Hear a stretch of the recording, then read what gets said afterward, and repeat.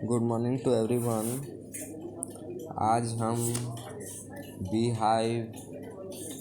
Hive यानी class 9 की NCERT book main book है, उसका first chapter the fun they had पढ़ेंगे। द फन डे हैड जो है जो फ्यूचर जनरेशन के स्कूल्स के बारे में, एजुकेशन के बारे में बताता है ये चैप्टर। और इसके अंदर there was two main character in this chapter, Margie, a little girl of 11 year old, and Tommy, a young boy of 13-year-old. And Margie hate reading. Margie को स्कूल नहीं पसंद है, और जो टॉमी है वो मार्गी का कज़न है, और उसको एक बुक मिलती है, रियल बुक, यानी हम लोग अभी जो बुक पढ़ते हैं इस समय में वो बुक उसको मिलती है, और उसको पढ़ाई बहुत ही अच्छी लगती है। ओके, ये जो कहानी है ये भविष्य के स्कूलों के बारे में बताती है। उस समय के जो टीचर्स वो रोबोटिक थे, वो स्टूडेंट्स को पढ़ाते थे, और बुक्स का कोई महत्व नहीं था, मीनिंगलेस थी बुक्स। उस समय ई बुक्स होती थी जो टीवी कंप्यूटर्स पे आती थी, जो स्लाइड कर सकते थे ऐसे, और बहुत सारी बुक्स वहाँ होती थी उपलब्ध कॉर्नर पे। और जो पढ़ाई होती थी वो ऑनलाइन ही होती थी, और जो क्लास टेस्ट होते थे वो भी class test will be conduct online, class test भी ऑनलाइन ही होते थे। और कठिनाई नहीं होती थी अधिक सब्जेक्टों में, लेकिन बहुत ही इसमें दिक्कत होती होगी पढ़ने में। कभी इंटरनेट का उस समय बहुत ही यूज़ था, और ये निश्चित रूप से कहा जा सकता है कि भविष्य के स्कूल जो होंगे वो वर्तमान और पुराने स्कूलों से अलग होगा। ये स्टोरी भी है 2157 की। जैसा कि मैंने बताया कि इस कहानी में जो संबंध है वो टॉमी और एक मार्गी है, जो भूतकाल पास्ट के स्कूलों के बारे में जानकारी प्राप्त करनी होती है उनको। 17 मई 2157 को मार्गी अपने डायरी में लिखती है, today Tommy found a real book, यानी आज टॉमी को एक वास्तविक पुस्तक मिली, जो उस पर जो प्रिंटेड पेपर्स थे। टॉमी और मार्गी दोनों इस पुस्तक को ध्यान से देखते हैं, तभी याद आता है उसको कि जो उसके दादा हैं, ग्रैंडफादर हैं, उन्होंने कहा था कि उनके ग्रैंडफादर जो हैं, ग्रैंडफादर के ग्रैंडफादर, टॉमी के ग्रैंडफादर के ग्रैंडफादर, उस समय ऐसी बुक्स देखने को मिलती थी। ये जो बुक है ये बहुत पुरानी थी, और इसके पेजेस थे वो येलो और क्रिंकी थे, यानी पीले। बहुत वर्ष पुरानी जो पुस्तकें होती हैं उनके पेजेस होते हैं वो बहुत ही क्रिंकी हो जाते हैं और येलो हो जाते हैं। और 2157 यानी फ्यूचर के बारे में, तो उस समय ऑनलाइन था सब, उस समय ऐसी बुक्स का कोई अस्तित्व नहीं था। उस दौरान टीवी कंप्यूटर्स पर पढ़ाई होती थी, ऑनलाइन पढ़ाई होती थी, वहाँ पर बहुत करोड़ों पुस्तकें उपलब्ध होती थी, जहाँ से देखी जा सकती हैं, पढ़ी जा सकती हैं।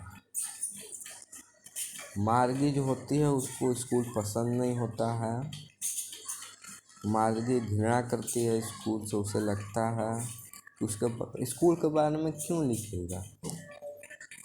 दरअसल ये जो बुक होती है वो स्कूल के बारे में लिखी होती है, स्कूल के बारे में होती है, कैसे स्कूल थे उस समय। उसे लगता है मार्गी को कि स्कूल के बारे में कोई क्यों लिखेगा, she is having problem with learning geography from her mechanical teacher. उसको प्रॉब्लम होती है कि जो भूगोल है, जियोग्राफी है, उसमें उसको अध्ययन करने में समस्या होती है। यह काले रंग का तथा आकार में बड़ा और इस पर एक पटल भी है। It is black large and has a screen on it, यानी कंप्यूटर के बारे में बताती है। It teach the student give them exercise and ask. जो टीचर हैं वो जो छात्र हैं, छात्राएं हों, उनको एक्सरसाइज और क्वेश्चन देते हैं, क्वेश्चन पूछते हैं और एक्सरसाइज करने के लिए देते हैं। और एक उसके घर में स्पेशल रूम है, उसके बेडरूम के बगल में, जहाँ पे वो स्टडी करती है। स्कूल जाने की उसमें स्कूल के बारे में उस समय कुछ था ही नहीं। और मार्गी को उस स्लॉट से भी घृणा है जिसके अंदर होमवर्क और टेस्ट पेपर डालते थे, क्योंकि स्कूल से घृणा करते थे, तो इसीलिए होमवर्क बहुत ही कम या करती होगी। इसके बारे में इसके अंदर कोई संकेत नहीं दिया है। एक बार जो once the geography sector of the mechanical teacher too quick. जो मैकेनिकल टीचर हैं वो जियोग्राफी सेक्टर बहुत आगे चला गया था, इसलिए इसके कारण उसके बहुत ख़राब मार्क्स आ रहे थे पहले। नहीं तो पहले मार्गी पढ़ने में बहुत अच्छी थी।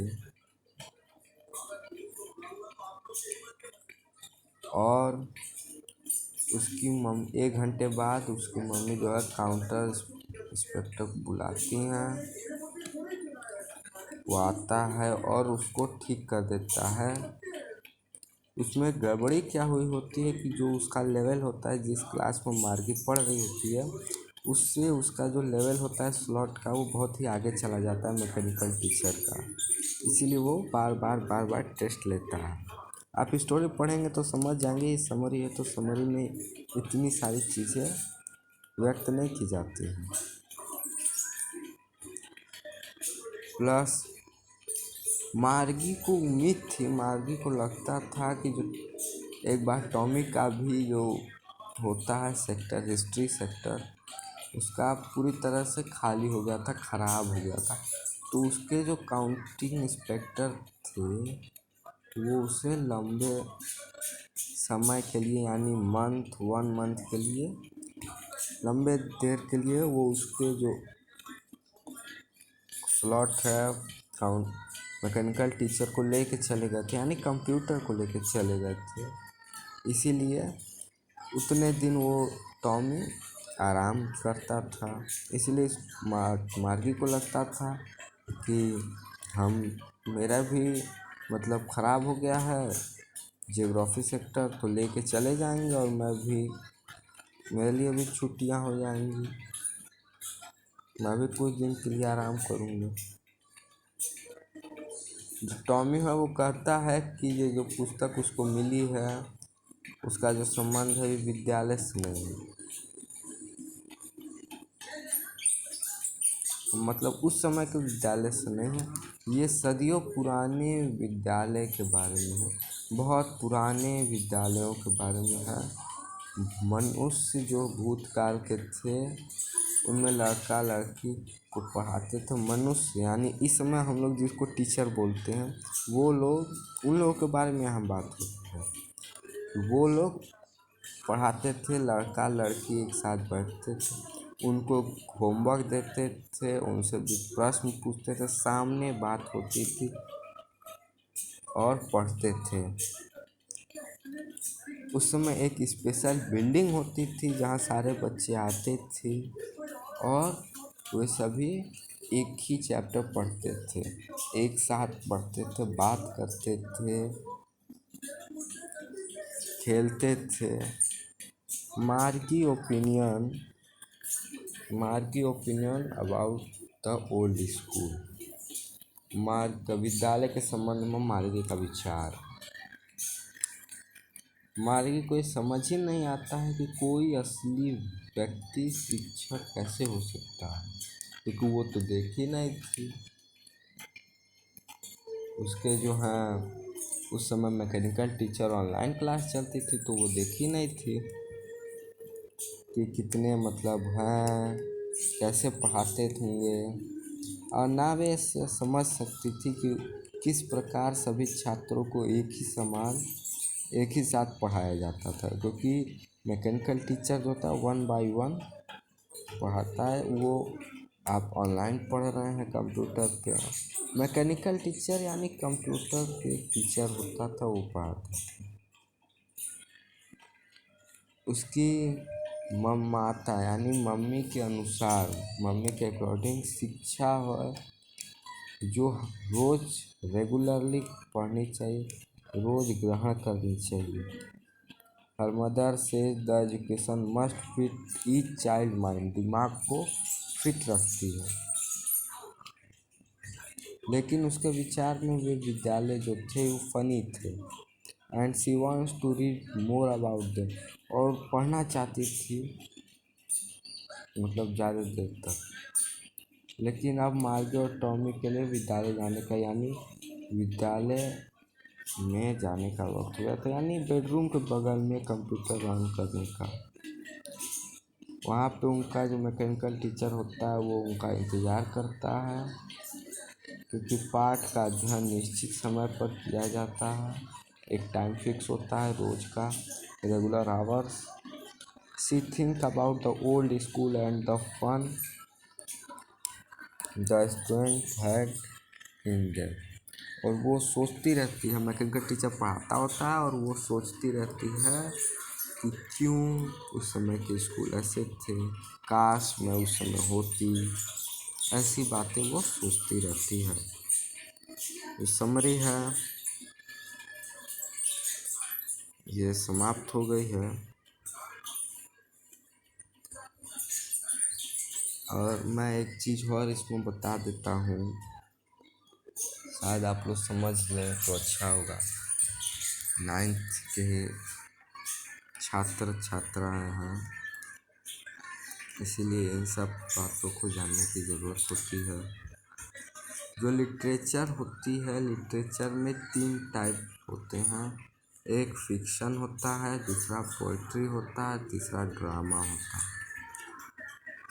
फिक्शन क्या होता है, जिसको हम लोग पढ़ रहे थे, स्टोरी, कल्पना किया गया है, थिंकिंग है इसके अंदर, कथा साहित्य और उपन्यास इसका हिंदी है। फिक्शन का FICTION, फिक्शन का इसके अंदर है। ओके, फिक्शन सबसे उपन्यास कथा साहित्य की सबसे लोकप्रिय शैली है लिटरेचर की। Fiction is the most popular genre of literature. Okay, a story is an account of series of event, एक कहानी घटनाओं की श्रृंखला का एक अकाउंट है फिक्शन, उपन्यास। जो स्टोरी हम लोग पढ़ रहे थे ये, इसमें कथानक, विषय और चरित्र होता है। It has plot, theme and character, मैंने बताया कैरेक्टर, थीम भी बताया, और प्लॉट यानी जो कथा को लिखता है, प्लॉट, इस स्टोरी का writer. Okay, what is poetry, poetry अब क्या है? The structure of a poem is often complex and language meta, it has its independent existence with a specific theme. Poetry यानी कविता, इस बुक में है the fun is not taken, और भी बहुत सारे हैं, और इसको शायरी भी कहते हैं। ये कविता की संरचना अक्सर जटिल और रूपक, भाषा रूपक होती है। ओके, जटिल होती है, एक विशिष्ट विषय के साथ इनका स्वतंत्र अस्तित्व होता है, यानी इसको हम पढ़ सकते हैं, याद करने में आसानी होती है। व्हाट इज अब ड्रामा क्या है? नाटक और अभिनय ड्रामा है। नाटक कहानी को कैसे रूप में प्रस्तुत करती है जिसे दर्शकों पर प्रतिबंध लगाने से पहले लागू किया जा सके। ड्रामा यानी प्ले, ऑडिशन, ऑडिशन, यही सब है। अगली बार हम लोग फिर मिलेंगे, तब तक के लिए धन्यवाद।